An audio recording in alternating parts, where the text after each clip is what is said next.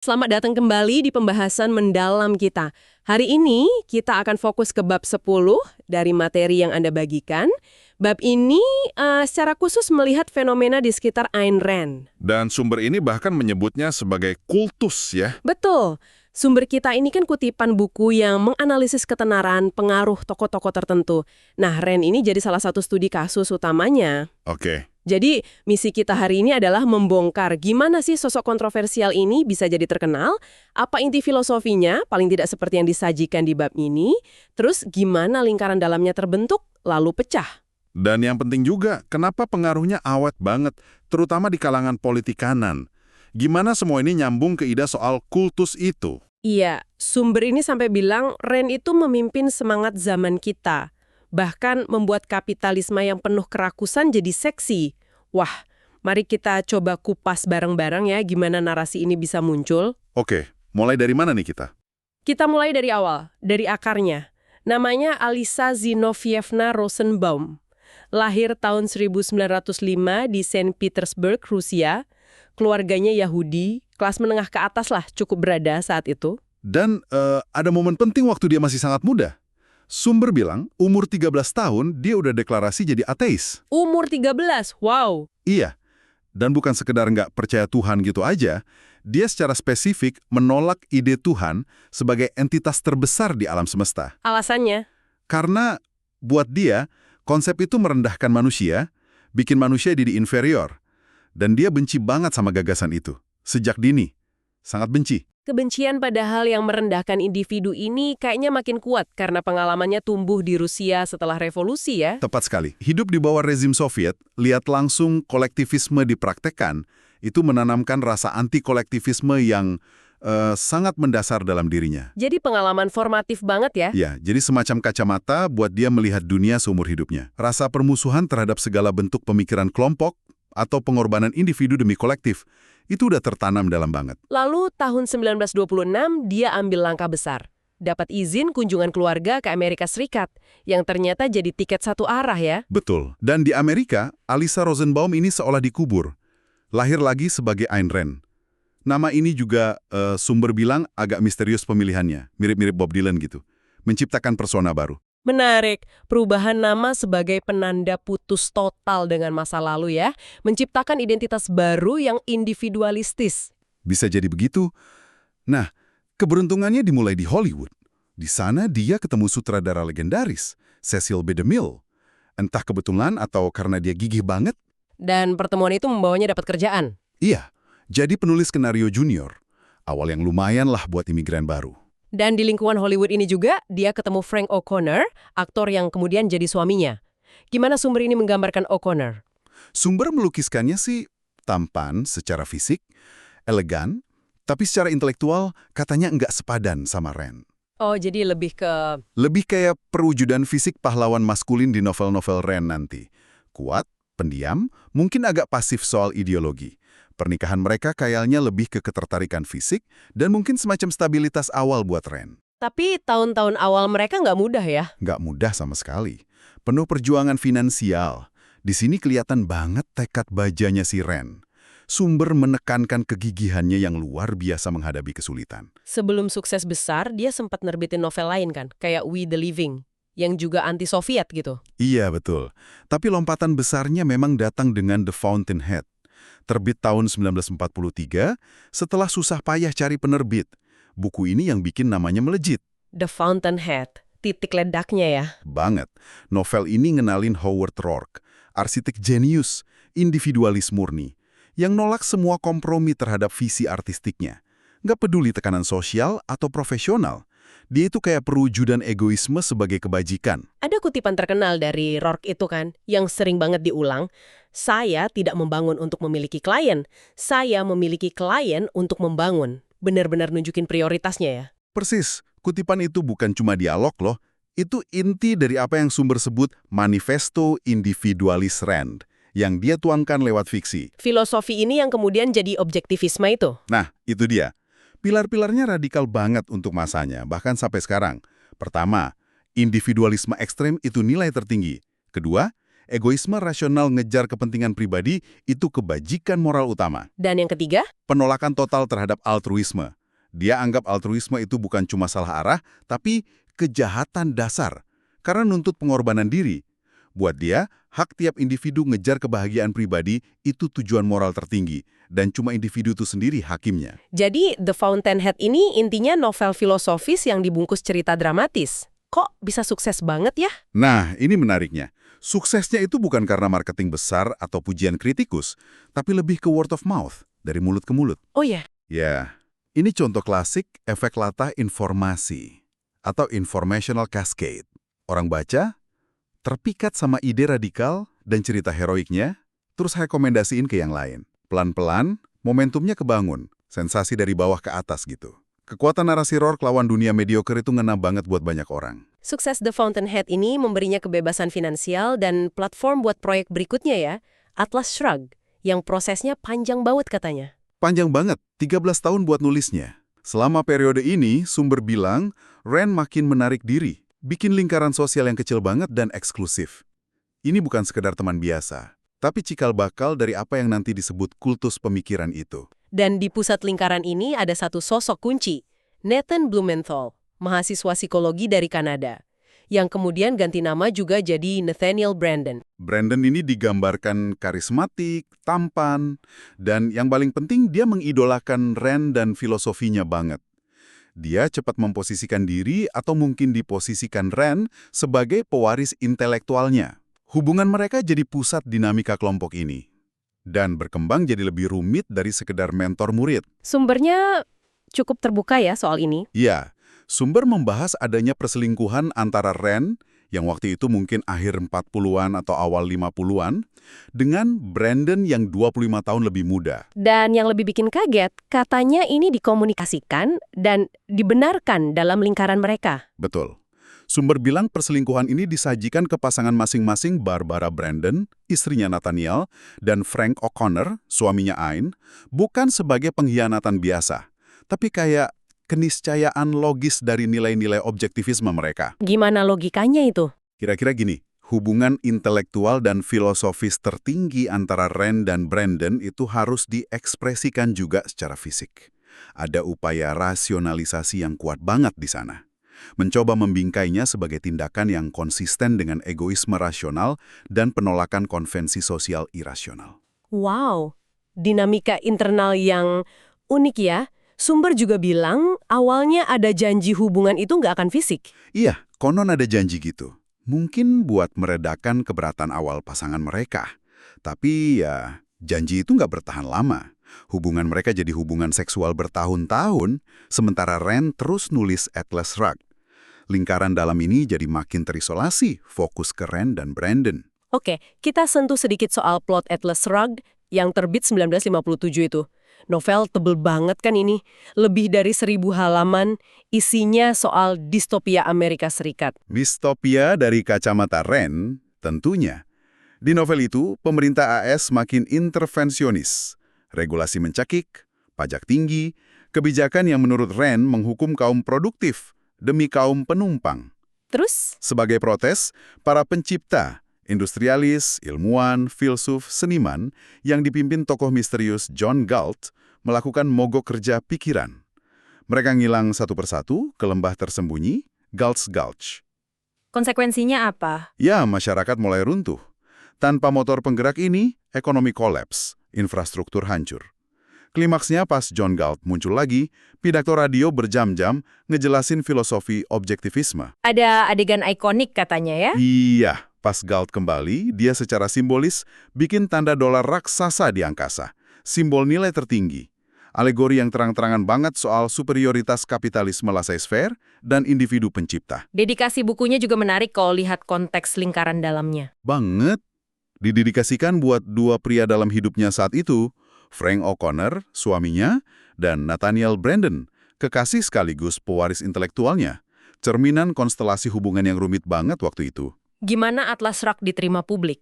Rand pasti berharap tinggi setelah sukses The Fountainhead. Dia memang ngarap kontroversi, tapi sumber bilang dia pengen banget dapat pengakuan dari kalangan intelektual arus utama. Tapi yang terjadi malah sebaliknya. Kebanyakan ulasan negatif banget, bahkan brutal. Pukulan paling telak dari siapa? Mungkin dari Whittaker Chambers, mantan komunis yang jadi penulis konservatif ternama, ulasannya di majalah National Review, Apa isi ulasannya yang bikin Rand sakit hati? judulnya aja udah nyindir. Big Sister is Watching You, plesetan dari Big Brother-nya Orwell. Chambers nggak cuma kritik gaya nulisnya, tapi nyerang inti filosofinya. Dituduh ateistik militan, terus secara implisit bandingin semangat objektivism sama ideologi totaliter kayak Nazi atau komunis, walau dari sisi beda.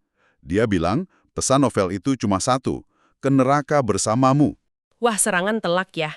Apalagi dari figur kanan yang mungkin dia harapkan bakal simpati. Banget. Dampaknya ke Rand. Hancur lebur, menurut sumber. Dia katanya depresi berat setelah baca ulasan itu dan ulasan negatif lain. Saking kerasnya pukulan itu, dia mutusin nggak akan nulis fiksi lagi. Jadi fokusnya pindah. Pindah total ke pengembangan dan penyebaran objektivisme lewat non-fiksi dan kuliah. Nah, disinilah peran Nathaniel Branden jadi makin penting ya. Dia yang ambil alih tugas formalisasi dan penyebaran objektivisme. Betul sekali. Kalau Rand itu nabinya, Branden jadi rasul utamanya, organisatornya. Dia mendirikan Nathaniel Branden Institute, NBI, yang nawarin kuliah objektivisme langsung atau lewat rekaman yang disebar ke seluruh negeri. NBI jadi mesin utama rekrutmen dan doktrinasi pengikut baru. Gimana suasana di dalam NBI dan lingkaran inti Rand ini? Di sini sumber mulai pakai istilah kultus secara eksplisit.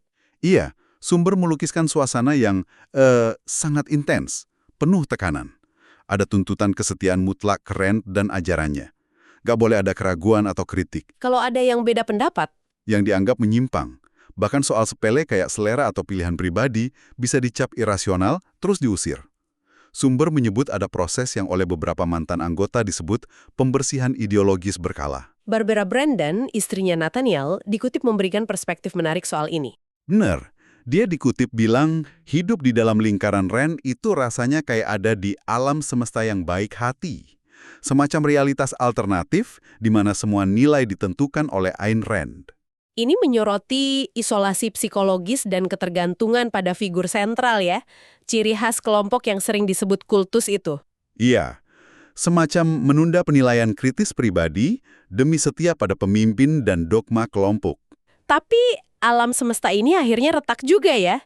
Pemicunya apa? Pemicunya, ironisnya, perselingkuhan lagi. Kali ini Nathaniel Branden yang selingkuh sama perempuan muda lain di lingkaran mereka, namanya Patricia Scott. Dan Rand tahu. Akhirnya tahu, setelah bertahun-tahun hubungan Branden Scott berjalan.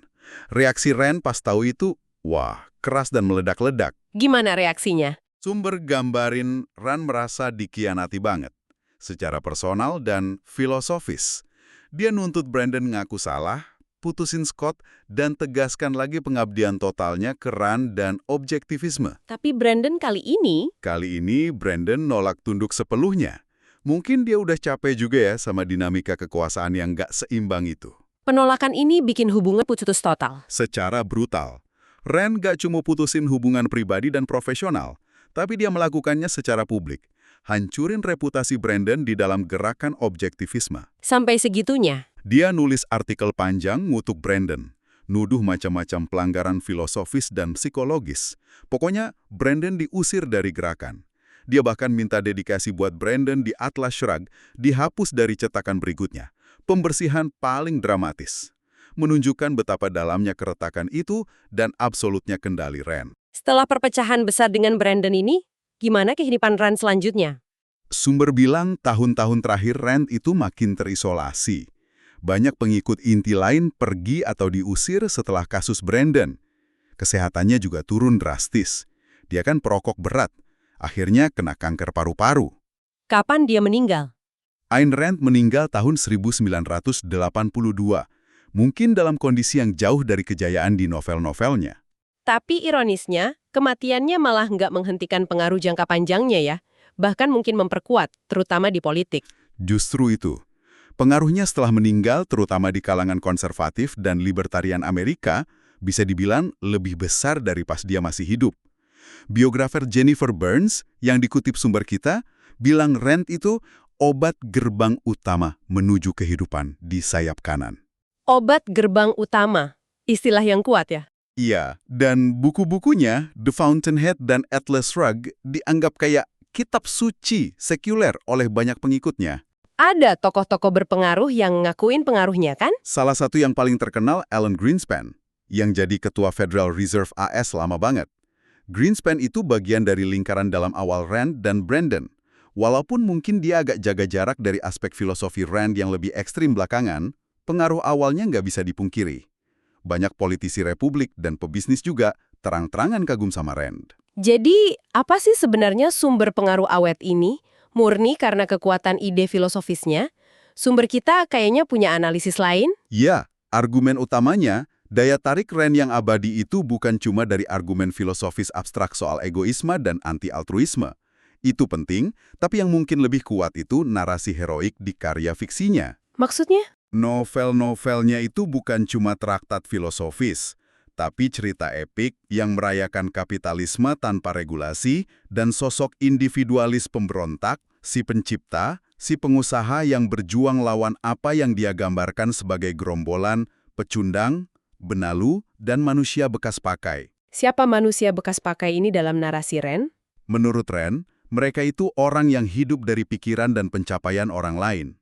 Termasuk birokrat pemerintah, intelektual kiri yang promosiin altruisme, pokoknya siapa aja yang dukung pajak, regulasi, atau redistribusi kekayaan. Narasi Rand melukis mereka sebagai parasit yang mencoba nyuri hasil kerja pahlawan individualis lewat paksaan kolektif. Jadi ini semacam ngasih pembenaran moral yang kuat buat nolak negara kesejahteraan atau intervensi pasar ya? Tepat sekali. Ini mengubah debat dari sekedar efisiensi ekonomi jadi pertarungan moral. Pencipta lawan penjara. Narasi ini ngena banget, terutama buat komunitas bisnis yang mungkin merasa terbebani pajak dan regulasi, dan buat politisi konservatif libertarian yang cari pembenaran filosofis buat kebijakan pasar bebas radikal. Narasi heroik lebih gampang dicerna dan lebih membakar semangat daripada argumen filosofis murni. Kita balik lagi ke kutipan Howard Roark tadi. Pas ditanya, siapa yang akan mengizinkanmu? Dia jawab, bukan itu intinya. Intinya adalah, siapa yang akan menghentikanku? Sumber kita pakai ini buat bikin label yang menarik. Ya, sumber nyebut ini inti dari kapitalisme siapa akan menghentikanku. Label yang menangkap semangat penolakan batasan eksternal, keyakinan pada kehendak individu yang gak tergoyahkan, dan mungkin sedikit arogansi ya dalam menghadapi hambatan. Kita bisa lihat sih kenapa ini menarik, terutama buat anak muda yang idealis, atau siapapun yang frustrasi sama birokrasi atau konformitas. Ada daya tarik jadi kekuatan alam yang tak terbendung. Betul, tapi sumber juga secara implisit nunjukin sisi gelapnya. Gimana tuh? Ya, pengagungan sosok-sosok yang sering digambarkan penuh penghinaan ke orang lain, yang antisosial dalam arti nolak norma dan kerjasama, yang lihat kompromi sebagai kelemahan moral, ini bisa jadi problematis kalau diterapkan di dunia nyata, yang kompleks dan saling bergantung. Fiksi bisa menyederhanakan, tapi hidup nyata kan jarang hitam putih kayak di novel Rand. Oke, mari kita simpulkan pembahasan bab 10 ini. Kita udah lihat perjalanan Ayn Rand dari Rusia ke Amerika, paham inti filosofi objektivismenya yang radikal individualistis, kita juga lihat dinamika intens lingkaran dalamnya yang mirip kultus, lengkap dengan tuntutan kesetiaan, pembersihan sampai akhirnya meledak. Dan yang penting, kita lihat gimana warisannya yang kuat dan memecah belah, terutama di kanan, itu sangat terkait sama kekuatan narasi heroik di fiksinya, bukan cuma gagasan abstraknya. Jadi, apa pelajaran yang bisa Anda ambil dari semua ini? Ini nyambung lagi ke tema besar sumber kita soal gimana ketenaran, kesuksesan, pengaruh sosial apalagi yang kultus bisa terbentuk. Kasus Rand ini studi menarik soal kombinasi beberapa faktor. Ada ideologi radikal yang nawarin jawaban simpel buat pertanyaan kompleks. Ada narasi fiksi yang kuat banget secara emosional buat bungkus ideologi itu. Terus ada efek latah informasi juga? Ya, cascade effects yang nyebarin popularitasnya. Dan yang krusial buat aspek kultus, ada polarisasi kelompok yang intens dan mekanisme kontrol sosial di lingkaran intinya. Semua ini bikin fenomena yang awet. Yang menarik banget di sini adalah pengingat betapa kuatnya cerita fiksi bisa membentuk pandangan dunia nyata, identitas pribadi, bahkan lanskap politik. Sumber ini kan memberi label warisannya sebagai penciptaan kapitalisme siapa akan menghentikanku. Ini membawa kita ke pemikiran penutup nih untuk Anda renungkan. Oke. Coba pikirkan, di luar konteks politik dan ekonomi yang udah kita bahas ini, di mana lagi dalam hidup atau masyarakat sekarang, Anda lihat manifestasi pola pikir spesifik ini. Pembingkaian kehendak individu yang pantang nyerah, yang lihat hambatan bukan sebagai realitas buat dinegosiasi, tapi sebagai sesuatu yang harus dihancurkan atau diabaikan. Menarik pertanyaannya. Mungkin di dunia teknologi, seni, hubungan pribadi, atau gerakan sosial lain. Apa ya konsekuensinya kalau sikap siapa yang akan menghentikanku ini diterapkan pada tujuan selain bangun gedung pencakar langit atau jalanin korporasi raksasa? Nah, itu pertanyaan untuk Anda eksplorasi lebih lanjut.